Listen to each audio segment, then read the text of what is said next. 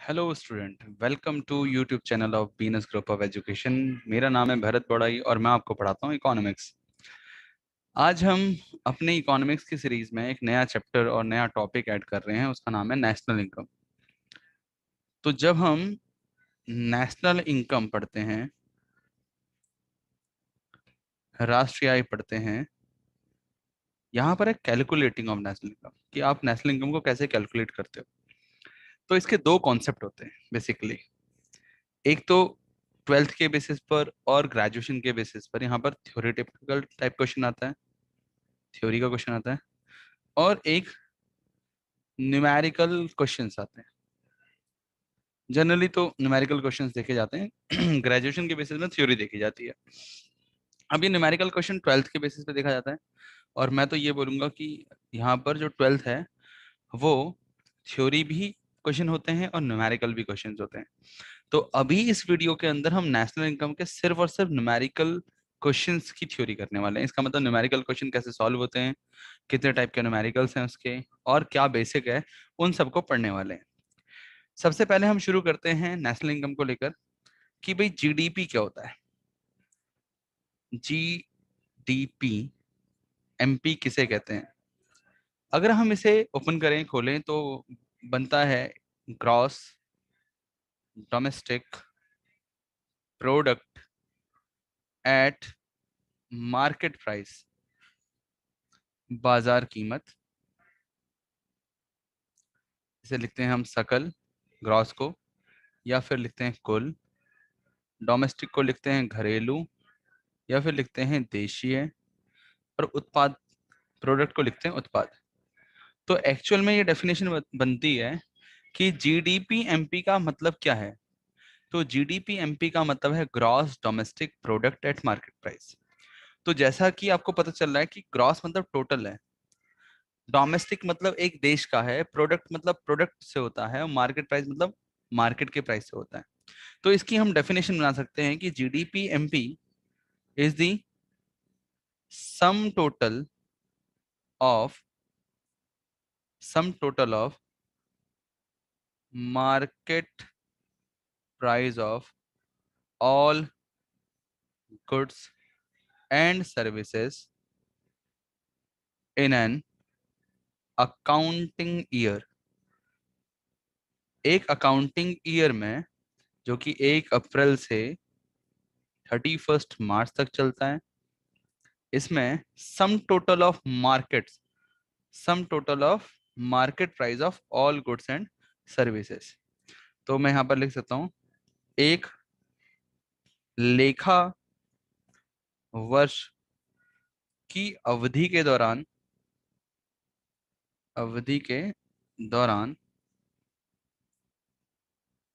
वस्तु एवं सेवाओं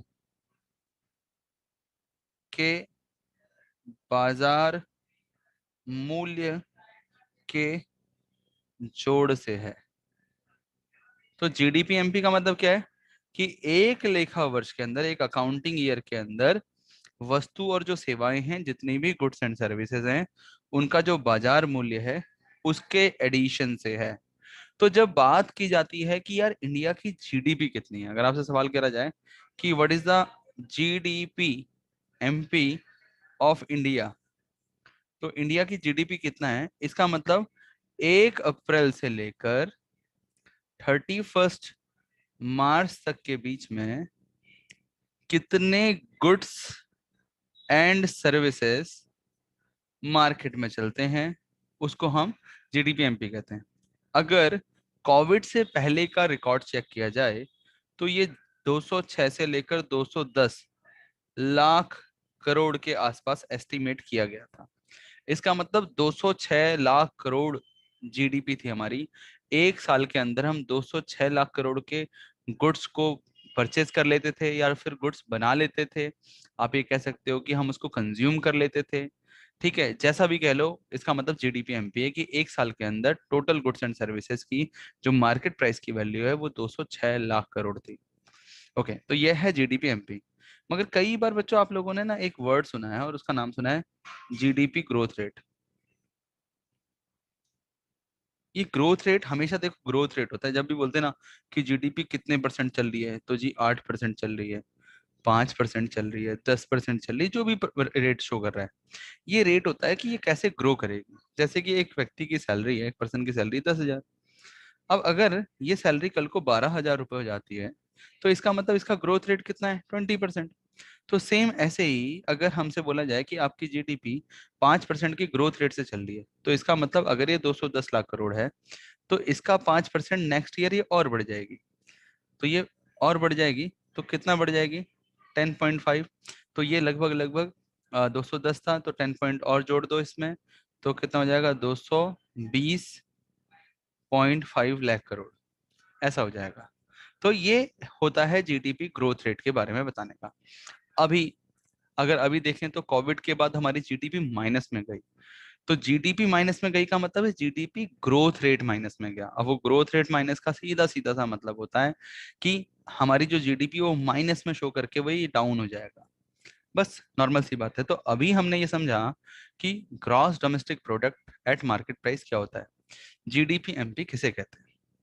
तो जो जीडीपी एमपी होता है वो sum total of market price of all goods and services in an accounting year, ठीक है, ऑफ एन इकोनॉमी। यहाँ पर क्योंकि जीडीपी की बात हो रही है तो एक इकोनॉमी एन इकोनॉमी की ही बात हो रही है, ठीक है, एक इकोनॉमी की बात हो रही है, तो अलग से मुझे इसे लिखने की जरूरत नहीं है। ठीक है, तो एक इकोनॉमी के अंदर कितने गुड्स एंड सर्विसेज का मार्केट प्राइस हम देखते हैं, तो उसी को हम जीडीपी कहते हैं। अब बात आती है कि भाई हम टॉपिक तो चल रहे हैं नेशनल इनकम में, तो नेशनल इनकम तो कोई और चीज है, तो मगर इसका बेसिक कॉन्सेप्ट जीडीपी से शुरू होता है। एक्चुअल में क्या है भाई, अब जो हमारा कॉन्सेप्ट है वो है कि कैसे हम जीडीपी एमपी को नेशनल इनकम में कन्वर्ट करते हैं, चेंज करते हैं। तो क्या पढ़ा है हमने, जी डी पी एमपी क्या है, तो इसे हमने लिखा था gross domestic product at market price, ठीक है।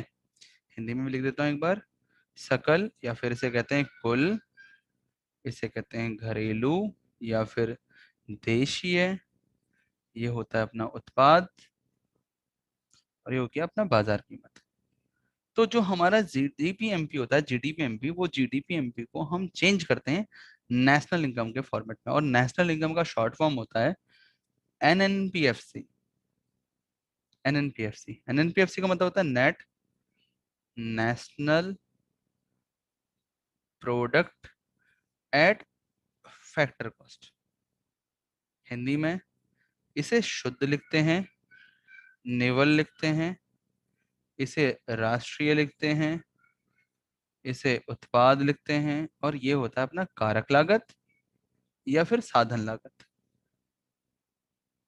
ध्यान रखना एक चीज का कि gross domestic product at market price GDPMP, जब इसे नेशनल इनकम में चेंज करेंगे तो NNPFC, net national product at factor cost, शुद्ध राष्ट्रीय उत्पाद भी कहते हैं इसे, ठीक है। कारक लागत पर ध्यान रखना, आय वर्ड जो बनता है वो कारक लागत या साधन लागत से ही बनता है। अब क्या होता है, ये नेशनल इनकम की डेफिनेशन क्या है, जैसे जीडीपी की डेफिनेशन दी वैसे ही नेशनल इनकम की डेफिनेशन आगे इसको एक्सप्लेन किया जाएगा कि नेशनल इनकम की डेफिनेशन है क्या एक्चुअल में। ठीक है, तो हम क्या करते हैं, इस ग्रॉस वाले टॉपिक को ना हमें नेट में चेंज करना होता है। ग्रॉस वाले टॉपिक को नेट में चेंज करना होता है और नेट को ग्रॉस में चेंज करना होता है। तो इसे कैसे चेंज करते हैं, एक बार हम ये देखेंगे ग्रॉस से नेट, नेट से ग्रॉस कैसे चेंज होता है। दूसरी बार में हम देखेंगे डोमेस्टिक से नेशनल और नेशनल से डोमेस्टिक किस तरीके से जाया जाता है, कौन कौन सी चीजों को प्लस कौन सी चीजों को माइनस करते हैं। और मार्केट प्राइस से फैक्टर कॉस्ट और फैक्टर कॉस्ट से मार्केट प्राइस किस तरीके से जाते हैं। तो ये पूरा कन्वर्ट करेंगे, जी को एन में, एन को जी में, डोमेस्टिक को नेशनल में, नेशनल को डोमेस्टिक में, मार्केट प्राइस को फैक्टर कॉस्ट में, फैक्टर कॉस्ट को मार्केट प्राइस में। रही बात डेफिनेशन की, तो आगे जब हम डोमेस्टिक नेशनल का कॉन्सेप्ट करेंगे तो मैं आपको यहाँ पर दोनों की डेफिनेशन और दूंगा। अभी हम इसको आगे पढ़ते हैं और आपको चीजें समझ आने लगेंगी। ध्यान रखना, पढ़ते पढ़ते इसको लिखते भी चलना, और जब लिखते चलोगे तो अगर कहीं समझ नहीं आया तो दोबारा एक बार आप इसको जरूर देखना। तो सबसे पहले हमें क्या करना है, अब ग्रॉस से नेट में जाने की चीजें समझनी है। तो हमारे पास कोई एक वैल्यू है ग्रॉस की, जिसे हम ग्रॉस बोल रहे हैं, हिंदी में बोलते हैं सकल या फिर कुल, और इस वैल्यू को हमें नेट में चेंज करना है, जिसे कहते हैं शुद्ध या फिर निवल। देखो ये कॉन्सेप्ट न्यूमेरिकली चल रहा है बस। न्यूमेरिकली कैसे चेंज करते हैं ये थ्योरेटिकल भी है, हालांकि आगे थ्योरी भी पूछी जाती है इसी की। तो अगर आपको ग्रॉस वैल्यू से नेट वैल्यू में चेंज करना है तो क्या करना पड़ता है? देखो gross is the total value. Gross क्या होती है? Total value. एग्जाम्पल ले लेते हैं कि हमने एक कार खरीदी जिसकी ग्रॉस वैल्यू 10 लाख रुपए की है, ठीक है, और 2020 में खरीदी, तो इसकी ग्रॉस वैल्यू नेट वैल्यू अभी सेम है। मगर जैसे ही हम बोलते हैं कि हम 2025 के अंदर इसको बेचना चाहते हैं, तो क्या इसकी वैल्यू सेम रहेगी? नहीं रहेगी। क्यों? क्योंकि हम उस कार की बहुत सारी चीजों को यूज कर चुके होंगे। अगर नहीं भी करी होगी और हमने हमारी जो गाड़ी है वो बाहर खड़ी भी है, हमारे गैराज में खड़ी भी है, तो भी उसकी वैल्यू कम होती चलेगी, क्योंकि यहाँ पर वो फर्स्ट हैंड से अब सेकंड हैंड हो जाएगी। दूसरी बात, अगर वो बाहर खड़ी है तो उसका कलर फेड होगा, अगर आपने वो चलाई है तो उसका स्टेयरिंग, उसका इंजन, उसकी सीट्स, सभी चीज आप यूज कर रहे होगे। और ये जो यूज करा है आपने, इसकी एक कॉस्ट होती है, आपने कितना यूज करा है, तो उस वाली वैल्यू को आपको माइनस कर देना है। तो आपने क्या करा? उस वैल्यू को माइनस कर दिया। तो उस वैल्यू को कहते हैं हिंदी में मूल्यह्रास, या फिर इसे कहते हैं घिसावट व्यय, इंग्लिश में कहते हैं इसे डेप्रिसिएशन। ठीक है, अब जैसे मैं अभी यहाँ पर वैल्यू बता देता हूँ आपको कि 10 लाख की है, 2025 में ये 5 लाख की है, तो इसका मतलब क्या है? हमने 5 लाख की वैल्यू यहाँ पर घिस दी है, तो इसे कहते हैं डेप्रिसिएशन। अब देखो, तो 10 लाख से आप 5 लाख में पहुंचे, तो आपने उसकी कुछ वैल्यू घिस दी है, यूज कर लिया है, तो वो जो यूज करी है उसी वैल्यू को आपने माइनस कर दिया, तो दैट्स कॉल्ड डेप्रिसिएशन। तो ग्रॉस से नेट गए तो आपने डेप्रिसिएशन को माइनस करना है। मगर यहाँ पर ध्यान रखना है कि ये जो डेप्रिसिएशन वर्ड है, इसके न्यूमेरिकल में बहुत सारे पॉइंट्स और भी आ जाते हैं। कौन कौन से आते हैं? तो जैसे कि, और मैं यहाँ पर लिख देता हूँ, और मैं इसे कहते हैं कंजप्शन ऑफ फिक्स्ड कैपिटल। ठीक है, हिंदी में कहते हैं इसे स्थिर पूंजी का उपभोग। स्थिर पूंजी का उपभोग, इसे हिंदी में स्थायी पूंजी का उपभोग भी कहते हैं, और अचल पूंजी का उपभोग भी कहते हैं। तो ध्यान रखना, न्यूमेरिकली जब हम यूज करेंगे तो आपका डेप्रिसिएशन वर्ड आ सकता है, consumption of fix capital word आ सकता है, हिंदी में मूल्यह्रास, घिसावट व्यय, स्थिर पूंजी का उपभोग, स्थायी पूंजी का उपभोग, अचल पूंजी का उपभोग, ये कोई से भी शब्द आ सकते हैं। एक और वर्ड है इसी के साथ में, उसे कहते हैं, मैं इस साइड लिख देता हूँ, उसे कहते हैं करंट रीप्लेसमेंट कॉस्ट। इसे कहते हैं चालू पुनः स्थापन लागत। एक्चुअल में चालू पुनः स्थापन जो लागत शब्द है, ये पूरी इकोनॉमी के लिए इस्तेमाल किया जाता है। जैसे डेप्रिसिएशन वर्ड ना एक अकाउंटिंग टर्म में भी, किसी फर्म में भी यूज कर सकते हैं, मगर इकोनॉमी में अगर एक्चुअल में वर्ड यूज करना है तो वो current replacement cost word use करना पड़ता है, चालू पुनः स्थापन लागत। आप इसे ऐसा भी समझ सकते हो कि एक गाड़ी आपने खरीदी है, तो उसे पुनः स्थापित करने के लिए आपने उसमें जो सर्विस के चार्जेस लगाए हैं, सर्विस कॉस्ट के पैसे लगा रखे हैं, वो डेप्रिसिएशन की कॉस्ट है। हालांकि कुछ जो दिख ही नहीं रही आपको, तो वो वाली कॉस्ट छिपी हुई है, बट जो आपको दिख रही है that's called current replacement cost. तो जब भी आपको ग्रॉस वैल्यू से नेट वैल्यू में चेंज करना है, तो depreciation, consumption of fix capital, current replacement cost, कोई सा भी ऐसा वर्ड मिले और उसके सामने जो भी उसकी वैल्यू लिखी है उसको आप माइनस कर दोगे, तो ग्रॉस की वैल्यू आपकी नेट में चेंज हो जाएगी। मगर वहीं पर अगर आपको नेट की वैल्यू गिवन है और आप ग्रॉस की वैल्यू में चेंज करना चाहते हो, तो आपको वही सारे शब्दों को, डेप्रिसिएशन, करंट रिप्लेसमेंट कॉस्ट, इन सारे शब्दों का जो भी वैल्यू होगी उसको आपको ऐड करना है, और आपकी नेट की वैल्यू ग्रॉस की वैल्यू में चेंज हो जाएगी। ये है ग्रॉस से नेट जाने का कॉन्सेप्ट। तो अभी हमने सिर्फ और सिर्फ ग्रॉस से नेट जाने का कॉन्सेप्ट ही यहाँ पर देखा है। अब हमारा जो दूसरा कॉन्सेप्ट है उसे कहते हैं हम डोमेस्टिक से नेशनल जाने का कॉन्सेप्ट। अब हम उस कॉन्सेप्ट को पढ़ लेते हैं। तो यहाँ पर जब हम अब हम देख रहे हैं डोमेस्टिक से नेशनल जाने का कॉन्सेप्ट, इसे हिंदी में कहते हैं राष्ट्रीय और इसे कहते हैं हम घरेलू। देखो, अभी मैं यहाँ पर इनकी डेफिनेशन ले लेता हूँ। मैं इन दोनों के पीछे इनकम वर्ड लगा लेता हूँ कुछ, क्योंकि दोनों चीजें हमें इक्वल दिखें तो हमें पता चल जाएगा। हाय, नेशनल इनकम, हाय, जिससे कि हमारा जो चेंज होगा वो इजी हो जाए। तो मैं इसे तीन कॉन्सेप्ट में बढ़ाऊंगा, डोमेस्टिक को नेशनल में कैसे चेंज करते हैं। ठीक है, तो यहाँ पर सबसे पहले जो हम देख रहे हैं डोमेस्टिक से नेशनल में चेंज करने का जो कॉन्सेप्ट है, तो पहले तो हम इसकी डेफिनेशन देख लेते हैं एक बार। एक मिनट। तो सबसे पहले तो हम इसकी डेफिनेशन देख लेते हैं कि भाई डोमेस्टिक की डेफिनेशन क्या होती है। तो हमें डोमेस्टिक को नेशनल में चेंज करना होता है, नेशनल को डोमेस्टिक में चेंज करना होता है। डेफिनेशन पता चल जाए तो आसानी से चीजें हो जाएंगी।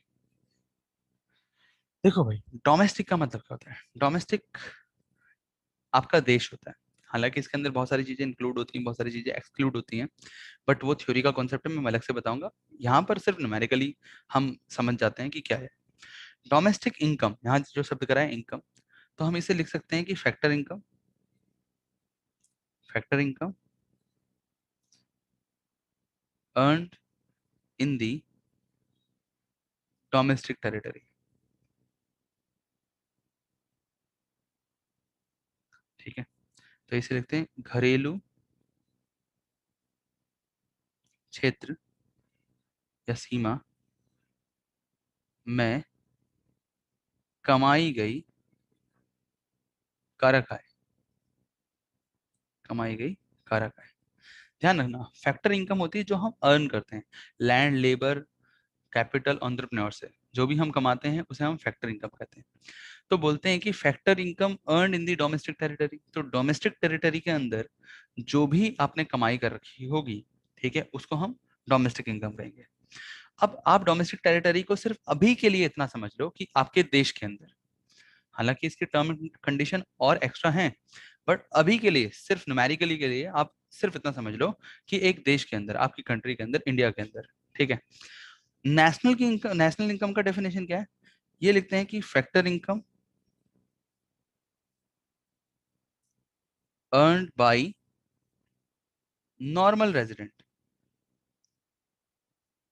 Normal residents. तो इसे कहते हैं सामान्य निवासी,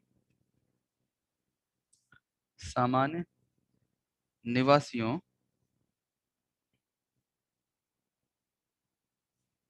द्वारा कमाई गई कारक आय।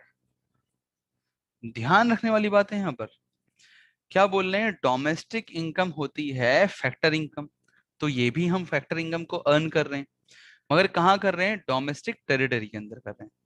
मगर नेशनल इनकम की बात हो रही है, तो नेशनल इनकम क्या हो रहा है, फैक्टर इनकम कर रहे हैं, अर्न कर रहे हैं, बट नॉर्मल रेजिडेंट कर रहे हैं।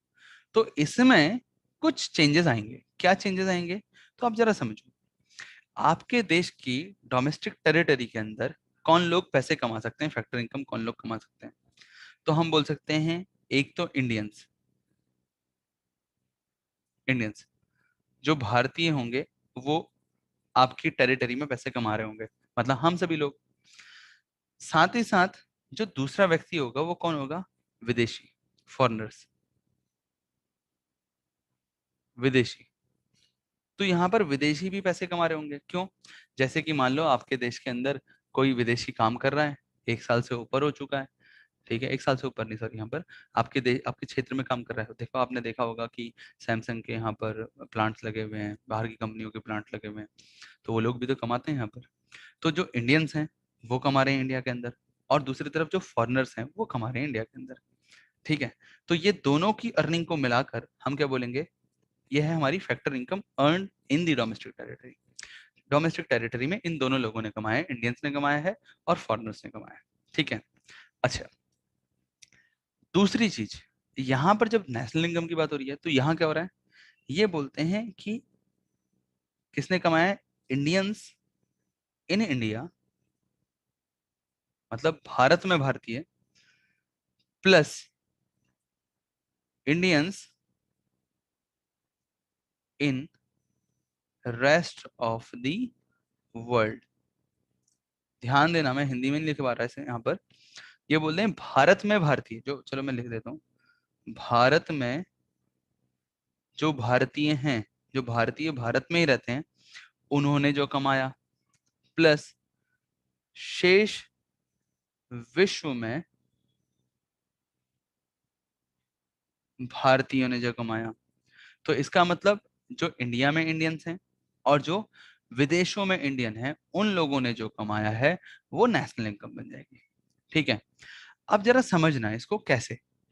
अगर मैं आपसे बोलूं कि मुझे डोमेस्टिक इनकम से नेशनल इनकम बनाना है, ठीक है, तो आप क्या करोगे? यहाँ पर मैं आपको एक कुछ पॉइंट्स दे देता हूँ। जैसे मान लो डोमेस्टिक इनकम हमारी 20 लाख रुपए है, ठीक है, 20 लाख रुपए। तो इसका सीधा सा मतलब है कि टोटल इंडियंस ने और फॉरेनर्स ने मिलकर कितने पैसे कमाए हैं? 20 लाख रुपए। अगर मैं ये बोलूं कि इंडियंस ने 18 लाख कमाए हैं,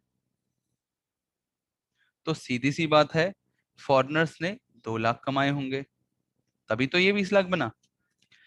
मगर मैं पूछ रहा हूँ कि डोमेस्टिक इनकम को आपको नेशनल इनकम में चेंज करना है, तो यहाँ पर इंडियंस इन इंडिया, अब देखो टोटल आपको डोमेस्टिक इनकम की वैल्यू 20 लाख दे रखी थी, तो मैंने एग्जांपल के लिए आपको मैंने इसे ओपन कर दिया कि 18 लाख इंडियंस ने कमाए, 2 लाख विदेशियों ने कमाए। ठीक है, तो इंडियंस इन इंडिया तो सीधी सी बात है 18 लाख हो गई होगा। ठीक है, और मान लो Indians in rest of the world, Bharat के बहुत सारे लोग जो दूसरे देशों में जिन्होंने कमाया है, वो मान लेते हैं हम 4 लाख रुपए कमाए। तो एक्चुअल में नेशनल इनकम कितनी होगी? 22 लाख। तो ये वैल्यू कितनी आनी चाहिए? 22 लाख आनी चाहिए।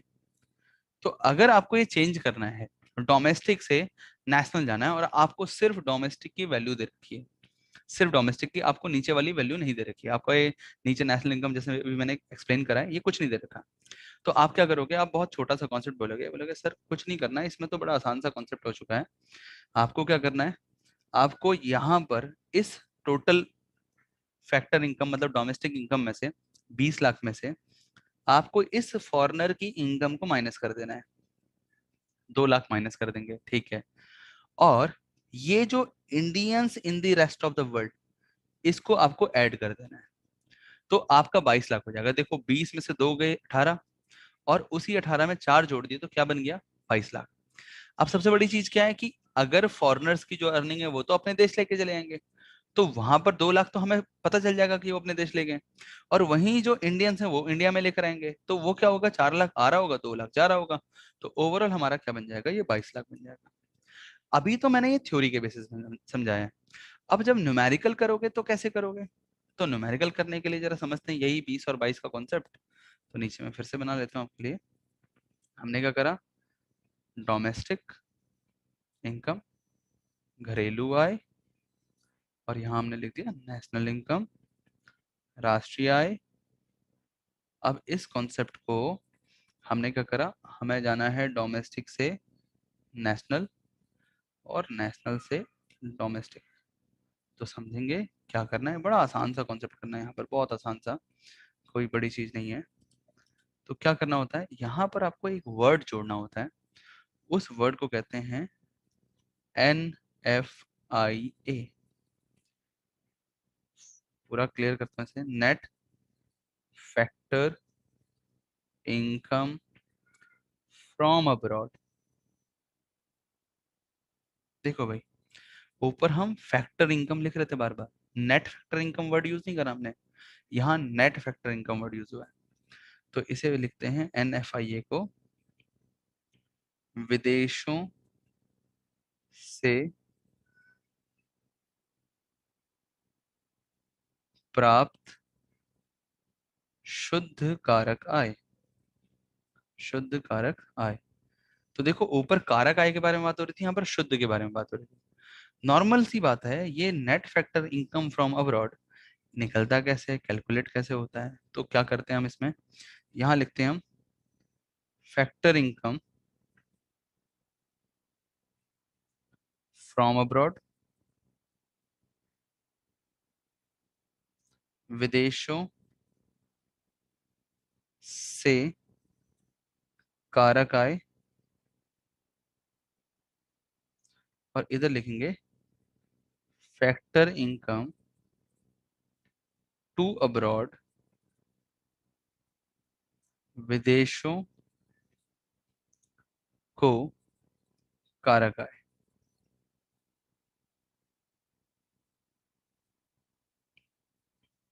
देखो भाई, हमने क्या करा, हमने बोला factor income from abroad minus करना फैक्टर इनकम टू अब्रॉड। ठीक है, तो जो भी आपकी वैल्यू आएगी that's called NFIA, net factor income from abroad. तो कई बार ना इसको ऐसे लिखा जाता है हमेशा, से माइनस को, तो ये से माइनस को भी बोला जाता है, फ्रॉम माइनस टू भी बोला जाता है, NFIA। तो कई लोग इसे FI, मतलब FI FA लिखते हैं, फीफा एंड फीटा। ठीक है, FITA, बट ये एक्चुअल में पूरा फुल फॉर्म लिखना चाहिए, factor income from abroad, factor income to abroad. और जब उसका कैलकुलेशन होता है तो बनता है वो net factor income from abroad. ध्यान रखना, नेट एक बड़ा कॉन्सेप्ट है, फैक्टर इनकम फ्रॉम और टू का जो गैप आएगा, जो डिफरेंस आएगा, वो नेट फैक्टर इनकम है। अब यहाँ पर क्या है, देखो भाई, net factor income from abroad, ऊपर वैल्यू समझते हैं। ऊपर फ्रॉम दूसरे देशों से कितना आया, तो ये आया है 4 लाख रुपए। अब देखो यहाँ पर, ये 4 लाख रुपए दूसरे देशों से आया है, फैक्टर इनकम आया ये, और दूसरे देशों से आई है, तो फैक्टर इनकम फ्रॉम अब्रॉड जी ये रहा 4 लाख। ओके, ओके, 4 लाख आ गई। फैक्टर इनकम टू अब्रॉड, हमारी तरफ से कितना गया है दूसरे देशों को, तो देखो यहाँ पर 2 लाख रुपए गया है, फॉरनर्स लेके चले गए जो। तो हमने यहाँ पर फैक्टर इनकम टू अब्रॉड में 2 लाख रुपए इधर रख दिया। तो डोमेस्टिक इनकम कितना था, 20 लाख। नेशनल इनकम कैलकुलेट करना है तो 4 लाख माइनस 2 लाख, तो NFIA की वैल्यू आएगी 2 लाख। अब इस 2 लाख को हम डायरेक्टली डोमेस्टिक में ऐड करेंगे, तो हमारे पास क्या आ जाएगा, 22 लाख नेशनल इनकम आ जाएगी। 22 लाख टोटल नेशनल इनकम आ जाएगी। तो डोमेस्टिक से जब भी नेशनल जाएंगे, तब हम NFIA की टर्म को प्लस करेंगे, और NFIA हमेशा फ्रॉम माइनस टू, से माइनस को से निकलेगा। इसका मतलब factor income from abroad minus factor income to abroad, विदेशों से कारक आय माइनस विदेशों को कारक आय से ये कैलकुलेट होता है। अगर आपको यही टर्म, नेशनल की जो टर्म है, अब दे रखी है 22 लाख, और आपसे पूछा जाए डोमेस्टिक की टर्म निकालो, तो आपको क्या करना है, इसी NFIA की टर्म को माइनस कर देना है बस। ठीक है, NFIA, और आप इसे ब्रैकेट में से माइनस को से कैलकुलेट कर सकते हो, जैसे यहाँ पर मैंने बताया, फ्रॉम माइनस टू से कैलकुलेट कर सकते हो। तो अभी हमने इससे ऊपर अभी देखा कि डोमेस्टिक इनकम क्या होती है, नेशनल इनकम क्या होती है, दोनों का कॉन्सेप्ट समझा। हालांकि इसकी और भी एक्सप्लेनेशन आगे है। उसके बाद हमने डोमेस्टिक से नेशनल जाने का एक फॉर्मेट देखा NFIA का। और अब हम थोड़ा सा देख रहे हैं कि न्यूमेरिकली टर्म्स में कई बार बड़ी कंफ्यूजन होती है, तो उसी टर्म को मैं थोड़ा सा और आगे बढ़ा रहा हूँ। देखो, हमारे पास जब भी हम न्यूमेरिकल के क्वेश्चंस उठा के देखेंगे, तो हमें ना दो तरीके की चीजें मिलेंगी। कई बार क्या मिलती है, ऐसे लिखा होता है, net factor income from abroad, net factor income to abroad, Hindi में विदेशों से कारक आय, प्राप्त कारक आय, और यहाँ पर विदेशों को प्राप्त शुद्ध प्राप्त कारक आय, हाँ, विदेशों से प्राप्त शुद्ध कारक आय और विदेशों को प्राप्त शुद्ध कारक आय। मैंने देखो यहाँ पर शुद्ध ना थोड़ा सा अलग लिख रखा है, और दूसरी टर्म है हमारे पास only factor income from abroad, factor income to abroad, विदेशों से कारक आय और इधर हो जाएगा विदेशों को कारक आय। ध्यान दो यहाँ पर दोनों टर्म में ना ध्यान देने वाली चीज क्या है कि यहाँ पर नेट वर्ड लिखा है, यहाँ नेट लिखा है, शुद्ध लिखा है, शुद्ध लिखा है, और इधर नेट नहीं लिखा। तो जब भी आपका कोई न्यूमेरिकल आता है और वो कंफ्यूज करने के लिए क्या लिख देते हैं, एक तरफ लिख देंगे, एक तरफ तो लिख देंगे net factor income from abroad, और एक तरफ लिख देंगे फैक्टर इनकम टू अब्रॉड। तो कई बार बच्चे कंफ्यूजन में क्या होते हैं ना, भाई फ्रॉम -2 करना होता है, जल्दी से फ्रॉम -2 कर दो, तो वो बगैर देखे बगैर सोचे फ्रॉम -2 कर देते हैं, मगर वो ये ध्यान नहीं देते कि यहाँ नेट का फ्रॉम लिखा है और इधर विदाउट नेट का टू लिखा है। इधर विदेशों से प्राप्त शुद्ध से माइनस को तो कर देंगे वो, मगर यहाँ शुद्ध का से है और इधर शुद्ध है ही नहीं, उसका को है। ठीक है, तो यहाँ पर क्या है, यहाँ ध्यान देने वाली चीज है कि अगर आपका से माइनस को भी करना है, आपको फ्रॉम -2 भी करना है, तो नेट का फ्रॉम और नेट का टू ही माइनस होगा, और विदाउट नेट का फ्रॉम विदाउट नेट के टू से ही माइनस होगा। मतलब बगैर शुद्ध का से, बगैर शुद्ध के को से ही माइनस होगा। कभी ऐसे नहीं करना कि नेट के फ्रॉम को विदाउट नेट के टू से माइनस कर दिया, वैल्यू गलत हो जाएंगी सारी। ठीक है, सेम ऐसे ही नेट का टू दे रखा है और विदाउट नेट का फ्रॉम दे रखा है, तो फ्रॉम -2 ऐसे कर दिया तो भी गलत हो जाएगा। तो ध्यान रखना, जब भी कोई कॉन्सेप्ट आएगा तो नेट का फ्रॉम और नेट का टू ही आपको माइनस करना है, विदाउट नेट का फ्रॉम माइनस विदाउट नेट का टू ही माइनस करना है। अगर दोनों ही चीज दे रखी है तो हम किसको देखेंगे, नेट वाले को देखेंगे कि विदाउट नेट वाले को। तो ध्यान रखना, अगर नेट और विदाउट नेट की दोनों ही वैल्यू मिल चुकी हैं तो आपको नेट की वैल्यू को ही कंसिडर करना है, विदाउट नेट की वैल्यू को आपको देखना भी नहीं, पहली चीज। ठीक है, दूसरी चीज क्या है कि हमारे पास कंफ्यूजन ऐसी होती है कि मान लो नेट का आपको फ्रॉम मिल गया और नेट का टू नहीं मिला, तो आपको वहां पर वैल्यू जीरो लिखनी है। तो फ्रॉम की वैल्यू आएगी कुछ और टू की कुछ वैल्यू जीरो रख दोगे। ऐसे ही अगर आपको ऐसा कुछ मिल गया, मान लो छोटा सा एग्जांपल दे रहा हूं कि फैक्टर इनकम फ्रॉम अब्रॉड की वैल्यू आ गई 500 और net factor income to abroad की वैल्यू आ गई 400, तो आपको किसको कंसीडर करना पड़ेगा, सिर्फ नेट वाले को। इस वाली वैल्यू को तो आपको छूना भी नहीं है, अब कोई मतलब नहीं है। तो आप कैसे लिखोगे यहाँ पर, फ्रॉम -2, क्योंकि आपको नेट की वैल्यू देखनी है, फ्रॉम की वैल्यू आपके पास नहीं है, तो फ्रॉम की वैल्यू पे आप 0 लिखोगे और टू की वैल्यू पे आप 400 लिख दोगे। अब जो आपका NFIA की वैल्यू आएगी, चाहे वो आगे किसी भी टर्म में हो, पॉजिटिव नेगेटिव, बट आगे आपकी वैल्यू ये -400 ही आएगी। ठीक है, तो इस चीज को ध्यान रखना है। मेन चीज क्या है, अभी हम थ्योरी देख रहे हैं, अभी मैं आपको एक एक न्यूमेरिकल कराऊंगा इसका, आप बस वीडियो के साथ बने रहना, और एक एक न्यूमेरिकल कराऊंगा, आपको सारी चीजें अच्छे तरीके से सॉल्व हो जाएंगी। और सबसे बड़ी चीज क्या है कि आपको कॉपी में करना पड़ेगा। ध्यान रखना भाई, वीडियो देखने से कुछ नहीं होने वाला। तो अभी तक हमने क्या पढ़ लिया, ध्यान रखना, यहाँ पर हमने क्या पढ़ा है, ग्रॉस से नेट जाने की चीज पढ़ ली, नेट से ग्रॉस जाने के बारे में पढ़ लिया, डोमेस्टिक से नेशनल पढ़ लिया, नेशनल से डोमेस्टिक पढ़ लिया। फिर अब हम क्या पढ़ रहे हैं, मार्केट से मार्केट प्राइस से फैक्टर कॉस्ट, फैक्टर कॉस्ट से मार्केट प्राइस। ये जो प्रोडक्ट वर्ड है, प्रोडक्ट तो दोनों तरफ लगा हुआ है, तो अब हम क्या पढ़ने वाले हैं यहाँ पर, हम पढ़ने वाले हैं मार्केट प्राइस, एमपी, इसे कहते हैं मार्केट प्राइस। ठीक है, हिंदी में लिखते हैं इसे बाजार कीमत। और वहीं दूसरी चीज तरफ जो हम देखते हैं वो है हमारे पास एफसी। एफसी मतलब होता है फैक्टर कॉस्ट, हिंदी में से लिखते हैं कारक लागत या फिर साधन लागत। ध्यान रखना, जिस भी वर्ड के पीछे एफसी लग गया उसका मतलब ही इनकम हो जाता है। तो अगर आप मार्केट प्राइस से फैक्टर कॉस्ट जाओगे तो क्या रूल रेगुलेशन अपनाने हैं, फैक्टर कॉस्ट से मार्केट प्राइस जाओगे तो क्या रूल रेगुलेशन अपनाने हैं। सिर्फ एग्जांपल दे रहा हूं मैं आपको, ठीक है, जरा ध्यान से समझना, दो तरीके होते हैं इसके। पहले हम फैक्टर कॉस्ट से मार्केट प्राइस चले आते हैं।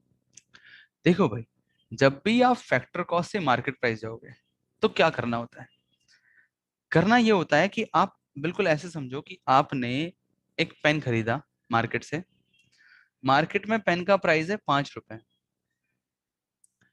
तो क्या फैक्ट्री के अंदर, फैक्टर कॉस्ट मतलब फैक्ट्री के अंदर वो 5 रुपए का होगा, बिल्कुल नहीं। तो वो कितने का हो सकता है, एग्जाम्पल ले लेते हैं, 3 रुपए का हो सकता है।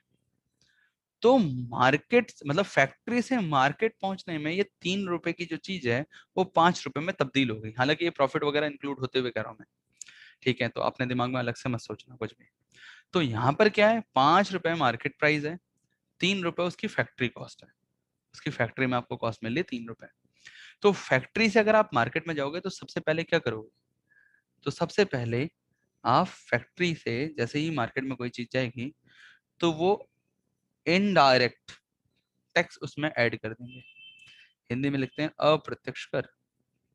आपको पता है अप्रत्यक्ष कर, इसका मतलब जीएसटी।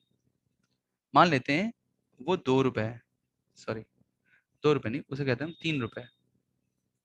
तो 3 रुपए का पेन और 3 रुपए का इनडायरेक्ट टैक्स अगर लगा दिया जाता है, ये सिर्फ एक थ्योरेटिकल एग्जांपल है, प्रैक्टिकल मत लेना भाई।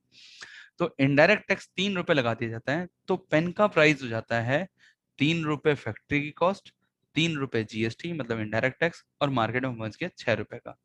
तो ये 5 रुपए का कैसे मिल रहा है।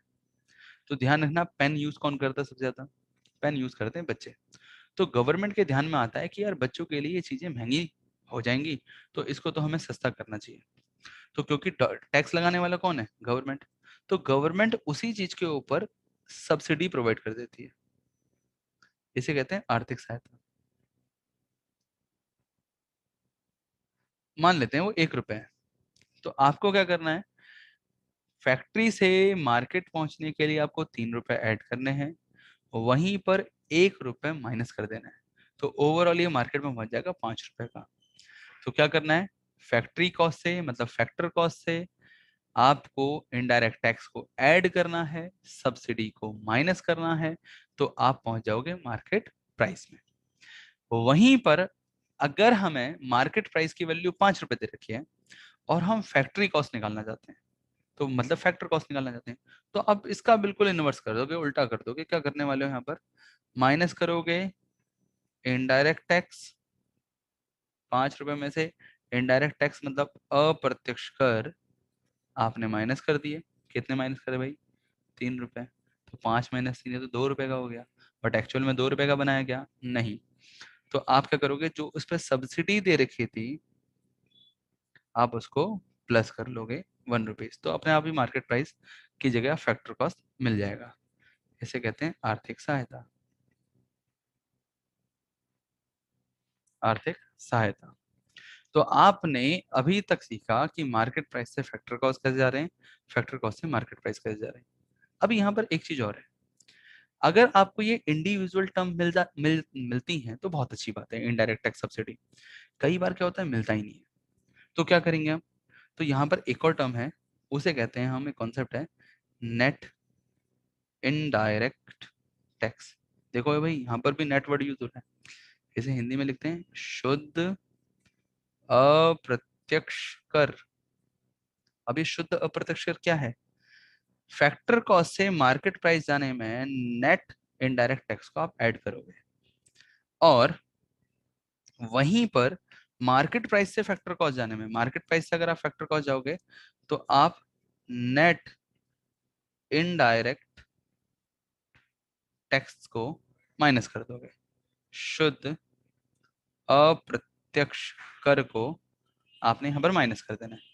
अब पहली बात तो ये गिवन होगा, अगर गिवन नहीं है तो कई बार हम कैलकुलेट भी कर सकते हैं। तो कैसे कैलकुलेट करेंगे भाई, यहाँ पर नेट इनडायरेक्ट टैक्स निकालने के लिए आपको इनडायरेक्ट टैक्स में से सब्सिडी की वैल्यू माइनस कर देनी है। तो अगर आपने इनडायरेक्ट टैक्स की वैल्यू 3 रुपए है, सब्सिडी की वैल्यू 1 रुपए है, तो जो वैल्यू आएगी वो नेट इनडायरेक्ट टैक्स 2 रुपए आ गई। तो 3 में 2 ऐड करोगे सीधा 5 बन जाएगा। सेम आप यहाँ पर भी कर सकते हो। नेट इनडायरेक्ट टैक्स निकालने के लिए आपको क्या करना है, इनडायरेक्ट टैक्स माइनस सब्सिडी करना है, इसका मतलब अप्रत्यक्ष कर माइनस आर्थिक सहायता करना है। तो आपकी वैल्यू निकल जाएगी यहाँ पर 3 - 1, तो वैल्यू आ जाएगी 2। तो 5 रुपए में से 2 घटाओगे तो आपको फैक्टर कॉस्ट मिल जाएगा। बस यही चीज ध्यान रखना है। और अभी हम जब न्यूमेरिकल यूज करेंगे तो इसको हम एनआईटी लिखेंगे, नेट इनडायरेक्ट टैक्स, कुछ चीजें ऐसी इस तरीके से यूज करेंगे। तो अभी पूरी वीडियोस में जो भी हमने पढ़ा, अभी तक हमने क्या पढ़ लिया, जीडीपी की डेफिनेशन पढ़ ली, कैसे जीडीपी एमपी को हम एनएनपी एफसी में चेंज करते हैं वो हमने देख लिया। तो अभी तक के सारे पॉइंट्स को अच्छे से नोट्स बना लो और 3-4 बार 5 बार प्रैक्टिस कर लो। इसके नेक्स्ट वीडियो में हम इसके न्यूमेरिकल सॉल्व करेंगे कि ये न्यूमेरिकल सॉल्व कैसे होते हैं। तो न्यूमेरिकल के दो तरीके देखेंगे। पहले देखेंगे जीडीपी एमपी से एनएनपी एफसी में जाने वाली टर्म्स कैसी हैं। तो उसके 7 क्वेश्चन मैंने रख रखे हैं, उनको हम सॉल्व करेंगे। आप मैं एक बारी पहले पेपर रखूंगा यहाँ पर, फिर आप एक बारी खुद सॉल्व करना। अगर आपसे सॉल्व होते हैं तो अच्छी बात है, नहीं होते हैं तो आप वीडियो देखते जाना। एक क्वेश्चन की एक एक वीडियो देखोगे, और जब आप एक एक वीडियो देखते चलोगे तो पहले आप खुद सॉल्व करना। जैसे नहीं होता तो आपने फर्स्ट क्वेश्चन की वीडियो देख ली, फिर उसी के बेसिस पे आप सेकंड क्वेश्चन करने की कोशिश करना। अगर सेकंड क्वेश्चन हो जाता है तो अच्छी बात है, नहीं होता तो आप उसकी वीडियो देख सकते हो। वैसे भी मतलब आप उसे कंटिन्यू कर सकते हो वीडियो को, मगर आपने पहले सॉल्व कर लिया फिर उसका सॉल्यूशन देख लो, आप ऐसा काम कर लो। बट आपको खुद ही मोटिवेशन मिलेगा अगर आप उस क्वेश्चन को बहुत अच्छे से करते हो। तो नेक्स्ट वीडियो मैं आपको हम नेशनल इनकम के बेसिक्स न्यूमेरिकल जीडीपी एमपी से एनएनपीएफसी कैसे जाते हैं उसको देखेंगे। तब तक के लिए थैंक यू, बाय बाय।